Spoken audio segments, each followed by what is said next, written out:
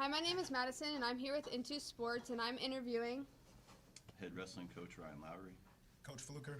And they recently wrestled in the U.S. Open down in Las Vegas. They are both coaches at our school, and they did pretty good. How did it feel to wrestle again? It's been like a long time. Yeah, it's been quite a while since I've competed.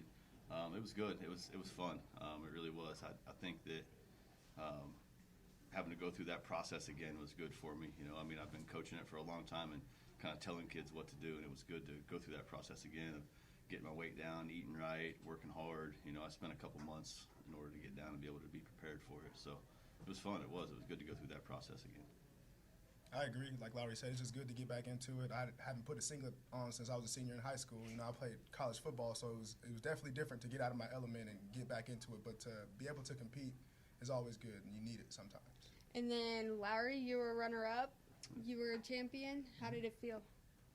It felt good. I kind of had the goal of going out there, and obviously, if I'm going to compete, I'm going to do everything I can in my power to try to win.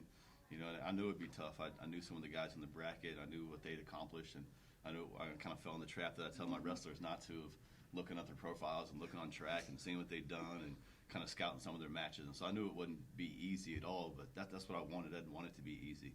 Like I said, I haven't wrestled competitively in a tournament like that in 20 years. So. Well, yeah, every match of yours was like a 1 point. Yeah. A 1 point match. Yep. Unlike Beast over here. Yeah, I was going to say, Lowry's matches were a lot tougher. He had a lot of ranked opponents. My outlook was a little different. It was, I don't really care who it is. It doesn't matter who puts their foot on the line. I was excited to go out there and compete, and just let the beast out, And how is wrestling again going to help you coach in the future? It just puts that stuff back in perspective again. It had been so long since I'd done those things that I ask wrestlers to do every day, So just putting that in perspective again, and honestly being able to watch my matches, and I can break my matches down and dissect them like a coach. Like, hey, here's what I did right, here's what I did wrong, and I can do that same thing with our wrestlers now. Like, hey, you want to see what I did right and what I did wrong, and being able to put myself out there, and I ask kids to do things that are uncomfortable or uncommon all the time, and doing that thing myself, I think that helps get buy-in from wrestlers, from other kids.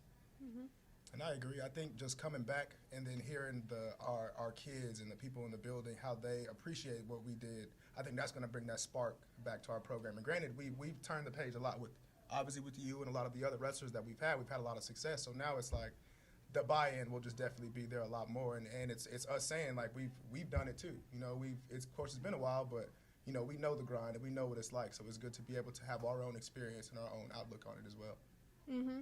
And do you guys plan on wrestling again soon?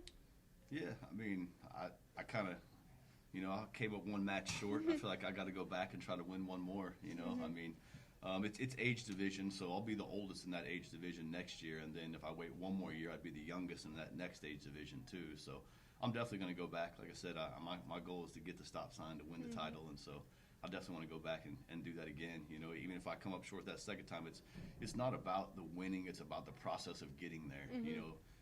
Something as simple as spending a couple weeks of dieting and exercising. I appreciate food and being able to eat and things like that a whole lot more now.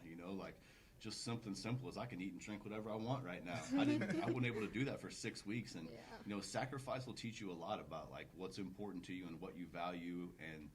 The things that you enjoy every single day. It really brought some joy back into my life of being able to do simple things again. You got to appreciate those simple things like I said, being able to eat and drink whatever you want. You take that stuff for granted, because it's been 20 years since I made weight, and doing those things help put that back into focus for me of like, hey, you're lucky to be able to do these things. You're lucky to be able to compete. You're lucky to be able to work this hard and do these things again, because not everybody has those opportunities. So just being able to do that was a blessing, really.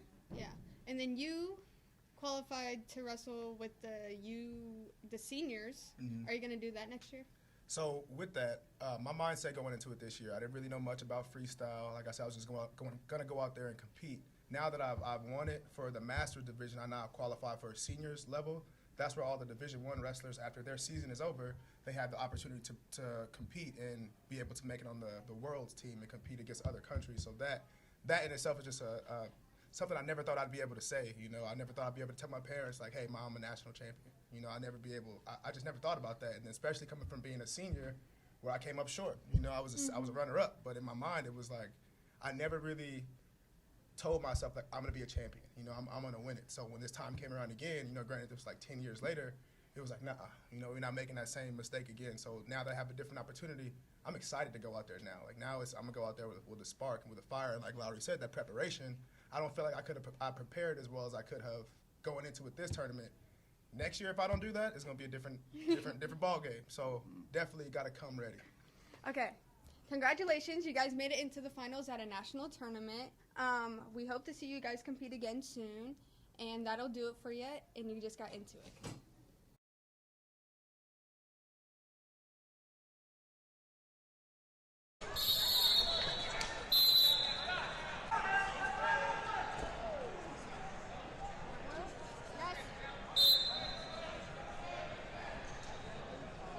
Top 17.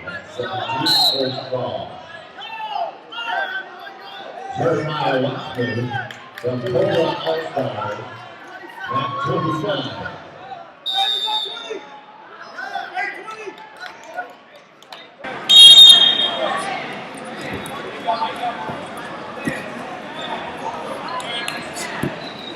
True Blue.